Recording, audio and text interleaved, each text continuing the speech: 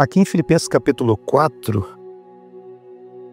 a partir do versículo 1, o apóstolo Paulo, escrevendo essa carta, ele dá algumas recomendações. As primeiras recomendações dele é que não haja divergência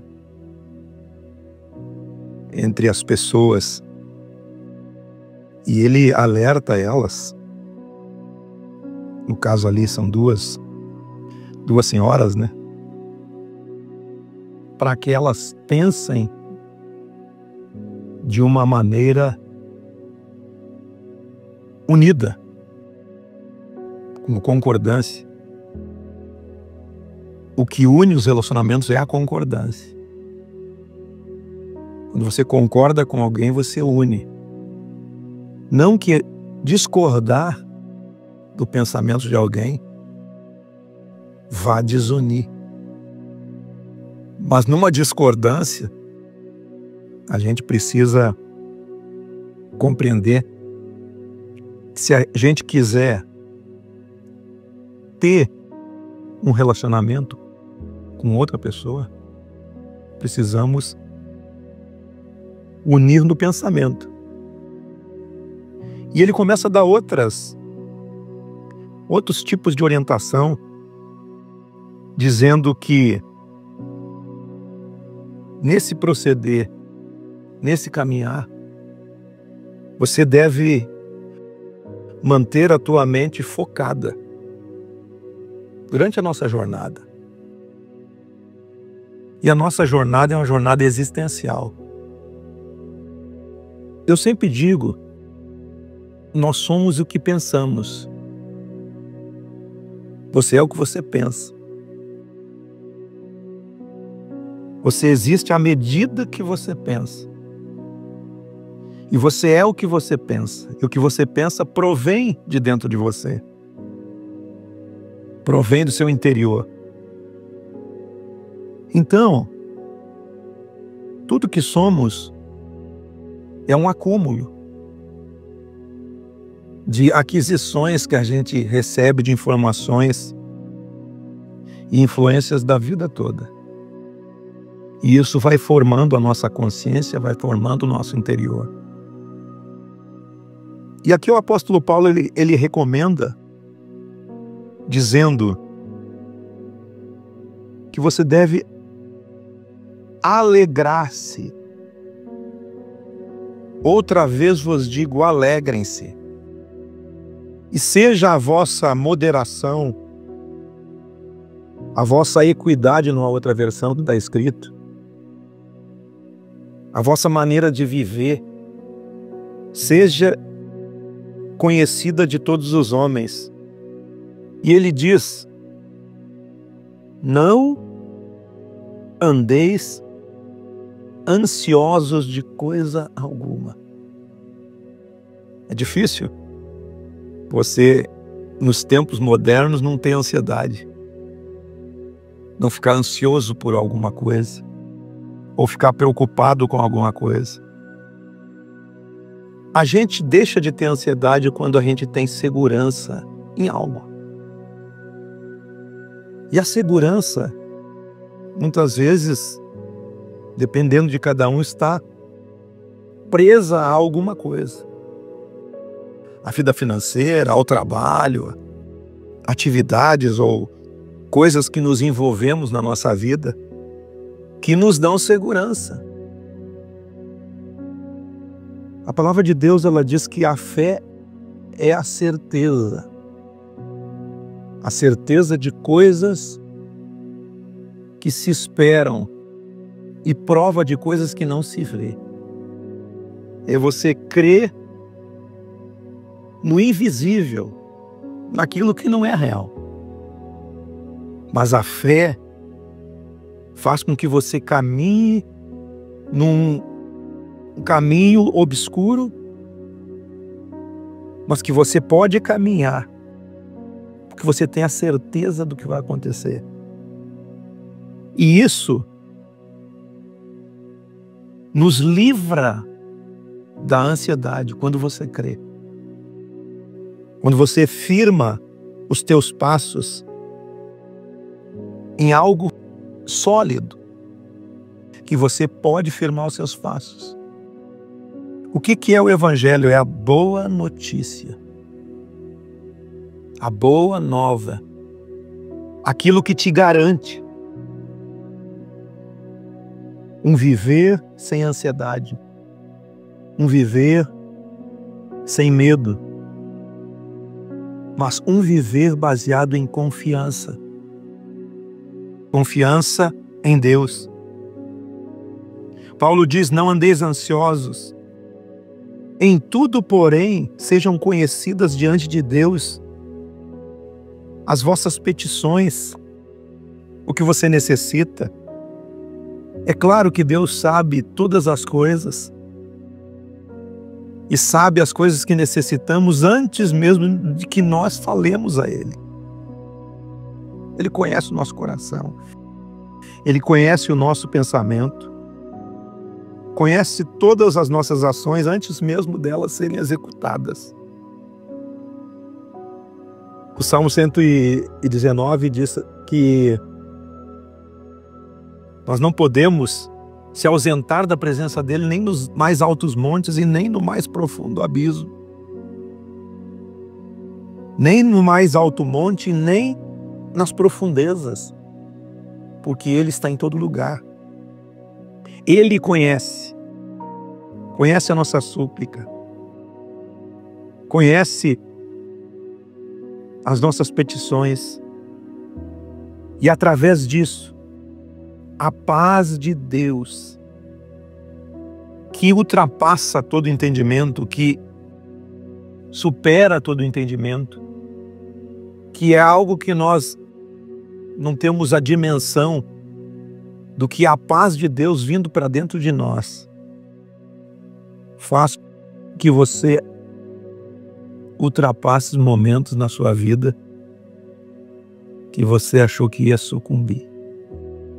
Se eu pedir para vocês falar, cada um teve algum momento na sua vida que só aquela paz de Deus, como eu várias vezes na minha família, na minha casa, várias vezes ultrapassei por momentos muito difíceis de superar, de ter as forças esvaídas ou esgotadas as forças, mas Deus trouxe paz. Às vezes através da voz de uma pessoa que falou algo, que veio algo de onde talvez a gente nem esperava que viesse. Veio e trouxe paz. Quando eu estava com a minha esposa no hospital, fiquei no hospital com ela 17 dias. E Deus mandou um anjo lá. Uma pessoa que foi lá, não falou nada. Me deu um abraço e aquilo me trouxe uma paz. Um colega. E ele chegou lá, não teve palavras. Abraçou, choramos junto. E nem era alguém do cotidiano. Era um colega apenas. Não tinha nada assim, como a gente tem com os mais próximos, né? Chegou lá, ficou lá comigo. E aquilo trouxe força. Foi um anjo, eu disse para ele, você foi um anjo que Deus mandou aqui para trazer paz. Então, a paz de Deus que supera, que extravasa aqui, está além do nosso entendimento, ela guarda o nosso coração e a nossa mente. Lá em Romanos capítulo 12, a palavra de Deus diz que a gente tem que renovar a nossa mente. Transformai-vos pela renovação da mente. O que é uma renovação da mente? É você experimentar algo novo. Que, como eu disse, é através de fé. Fé é algo que você não toca, mas você experimenta. Ninguém pode dizer que tem fé em alguma coisa se não experimentar aquilo? Eu creio. Mas por que você crê? Porque crer não é nada material, é algo espiritual, é algo, digamos assim, surreal. Você crê em algo e pronto. E as coisas acontecem. Mas para crermos, precisamos transformar a nossa mente. Mudar a nossa maneira de pensar. Mudar a nossa maneira de enxergar as coisas. Principalmente nos momentos mais difíceis que a gente passa. E todos passamos, todos os dias tem algo para resolver, algo que não está certo. E aqui, Paulo escrevendo a Filipenses começou com, como eu disse lá, com aquela recomendação para que as pessoas andassem em concordância, não discordando umas das outras.